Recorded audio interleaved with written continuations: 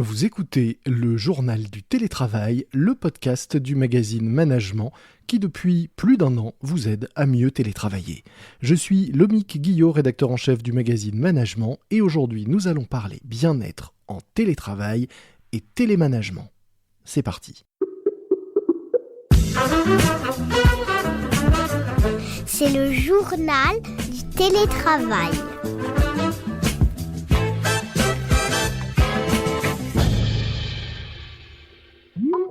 On le dit, on le lit, on l'entend de plus en plus, les télétravailleurs sont fatigués, épuisés, parfois même démoralisés, voire déprimés. Et les télémanagers, eux, dans quel état sont-ils de leur côté? Et surtout, comment les aider? Pour en parler, j'accueille aujourd'hui dans notre podcast Thomas Cornet, cofondateur de Witifit. Witifit, c'est une plateforme de mesure de la qualité de vie au travail qui sonde donc et accompagne les salariés pour le compte d'entreprises soucieuses de leur bien-être.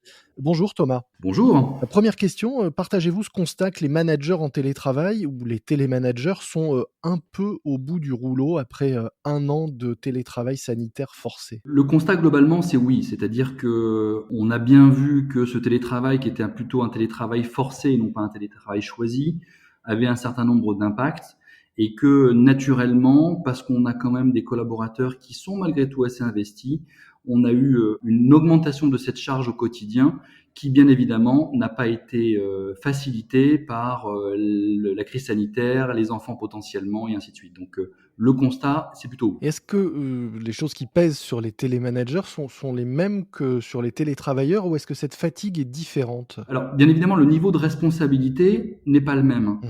En revanche, la notion de risque et la notion de charge et de surcharge et quelque part d'épuisement est le même. C'est-à-dire que il y a une véritable volonté de pouvoir bien faire et en même temps, on constate malgré tout un certain nombre de besoins nécessaires pour télétravailler dans des bonnes conditions avec des usages qui sont complètement différents. Mmh.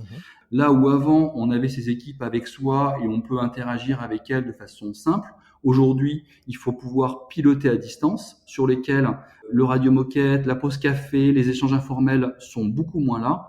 Et savoir piloter, faire confiance dans ces conditions, c'est plus difficile. Est-ce que ce qui n'est pas aussi difficile, c'est que, transposer un travail, concret qu'on a à faire, derrière un ordinateur, travailler sur un document, un projet, finalement, le transposer ce travail chez soi ou le faire au bureau, bah, ça reste du travail qu'on va faire, de façon, physique. Est-ce qu'en revanche, le travail du manager qui est un peu moins, palpable est plus compliqué à faire à distance parce que, bah, justement, tout est dématérialisé? Là où vous avez entièrement raison, c'est que pour le coup, un manager qui a quand même pour ambition aussi de pouvoir aider, suivre son équipe dans des fonctionnements aujourd'hui qui se veulent beaucoup plus collectifs et collaboratifs, ça devient beaucoup plus délicat.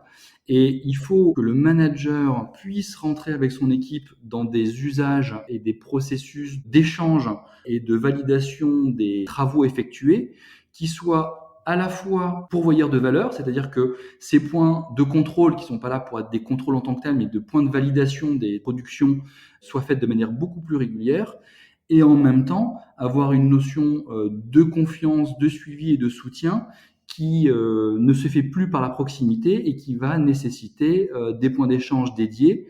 Et là, on va rentrer effectivement dans des points de charge beaucoup plus importants côté manager. Est-ce que ce n'est pas aussi difficile ce télétravail pour des managers qui n'auraient pas, l'âme d'animateur, Zoom par exemple? Ah bah, complètement. Je veux dire, comme souvent, la crise sanitaire n'a rien créé, elle a révélé. Mmh. Et donc, pour le coup, un manager qui, entre guillemets, n'était déjà pas à l'aise dans l'échange, le collectif, le collaboratif avec son équipe, à distance, c'est devient encore plus difficile parce qu'il y a beaucoup moins d'appui physique. Il faut faire une confiance a priori. Et cette confiance a priori, même si on souhaite la donner, et il faut pouvoir la véhiculer, la faire passer et faire en sorte qu'au quotidien, un management qui va passer beaucoup plus par le delivery et donc par la réalisation qui est réalisée par les équipes doit se mettre beaucoup plus facilement en place. Donc la conclusion, c'est qu'un manager non prêt et non familier avec ce qu'on appelle ses soft skills va être quelque part encore plus en difficulté. Et en revanche, il va falloir beaucoup plus le soutenir pour l'aider à passer ce cap. Alors justement, comment est-ce que, selon vous, on peut, aider, et soulager un peu la charge, mentale ou de travail qui pèse sur les managers en télétravail aujourd'hui? De ce qu'on constate aujourd'hui, c'est que, je vais dire que globalement, le management s'en sort plutôt pas mal. Les résultats qu'on voit chez nos différents clients et ainsi de suite, il y a effectivement une implication malgré tout des managers qui est assez forte, on voit qu'il y a du soutien, en revanche, ce qui est plus délicat, c'est cette notion, d'interaction à l'intérieur du service ou avec d'autres services qui est là encore plus renforcée qu'avant, la crise sanitaire. Et puis cette notion de pouvoir identifier plus facilement des personnes qui seraient plus en difficulté puisque cette année de Covid nous a bien montré que le télétravail, même s'il est quand même plutôt plébiscité, on voit bien que chaque individu n'y est pas égal en termes de gestion et d'utilisation, que cette géométrie variable, il faut pouvoir la donner au manager. Et donc là où il faut pouvoir aider le manager, c'est comment entendre, comprendre des collaborateurs et le fonctionnement de l'équipe avec ses collaborateurs pour lui permettre de réaliser toujours la tâche qui, elle, n'a pas évolué.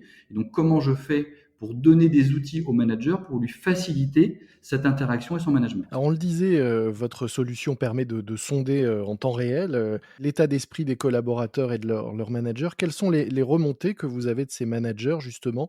Est-ce que vous savez ce qui leur pèse le plus et est-ce que vous savez ce qu'ils attendent aujourd'hui, en matière, d'aide ou d'accompagnement de la part, des entreprises? La première chose qu'on voit, c'est comment on peut leur faire gagner du temps. Mmh. C'est-à-dire que le temps est devenu encore plus une denrée précieuse et que dans cette notion où on est capable de leur donner un certain nombre de signaux de feedback émis par leur équipe dans des sujets très opérationnels qui les touchent au quotidien, ça fait partie des éléments qui les aident, les soutiennent et leur est utile. Mmh. Le deuxième point qu'on a vu, c'est comment on peut les aider à identifier ce qu'on appelle des signaux faibles. C'est-à-dire que dans un collectif, il y a toujours des personnes qui vont plutôt très bien, mais il y a aussi toujours, heureusement en plus petit nombre, des personnes qui vont moins bien.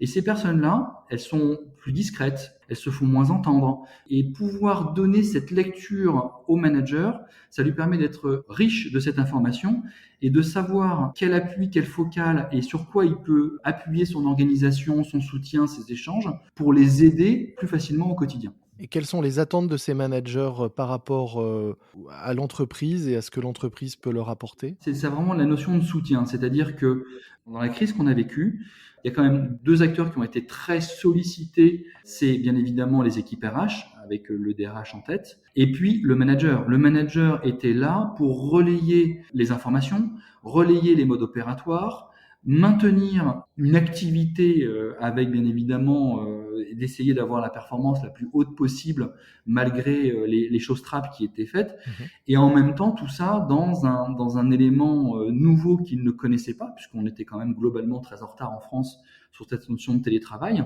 et qu'il a fallu apprendre à marche forcée de comment gérer cette notion de télétravail.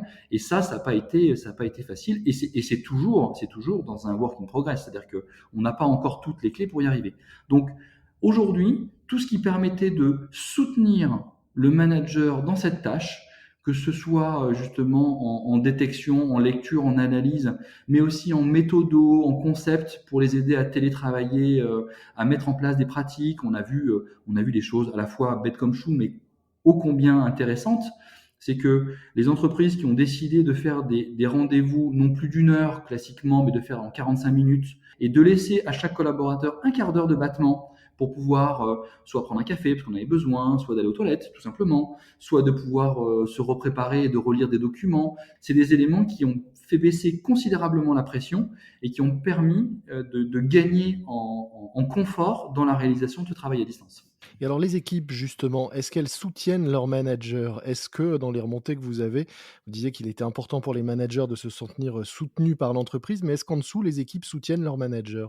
Oui, on a vu des coéquipiers qui se sont mis à disposition de leur équipe et donc de leur manager Mmh. pour proposer des moments plus conviviaux, pour pouvoir être là en animation aussi, parce que le manager a effectivement sa tâche et ainsi de suite, et créer cette convivialité ou de soutenir dans des tâches des collaborateurs.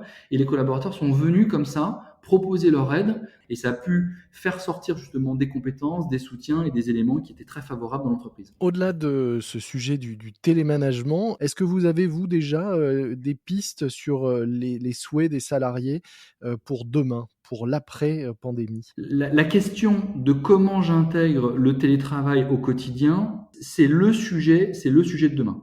Ce qu'on a pu constater tout au long de cette crise sanitaire, c'est que le sens et le rapport au travail a foncièrement évolué. Pour toutes les fonctions support, marketing, achat, direction, management, etc., le télétravail est réellement porté assez fortement, où on était peut-être allé potentiellement à un jour de télétravail, là c'est renforcé à 3 jours de télétravail, voire plus si possible, quoi. Et les entreprises qui vont réussir à intégrer ce sujet-là sont des entreprises qui vont prendre, à mon sens, un cran d'avance sur d'autres, de manière à pouvoir à la fois retenir ces talents et en capter de nouveaux. Voilà. Merci beaucoup Thomas Cornet. Je rappelle que vous avez cofondé Witifit, plateforme de mesure de la qualité de vie au travail, une solution que vous avez élaborée avec le CHU de Clermont-Ferrand, avec lequel vous continuez de travailler, et qui s'appuie sur les dernières avancées scientifiques et médicales sur les sujets du stress, du bien-être au travail notamment. Nous mettrons dans les notes de cet épisode un lien vers la présentation de Witifit pour ceux qui aimeraient en savoir plus et pourquoi pas tester votre plateforme. Merci à vous. Merci beaucoup, merci de m'avoir interrogé. C'est la fin de cet épisode du podcast Le Journal du Télétravail du magazine Management, un magazine que je vous invite à lire également, et évidemment en version papier. Le dernier numéro de Management est disponible dans tous les kiosques.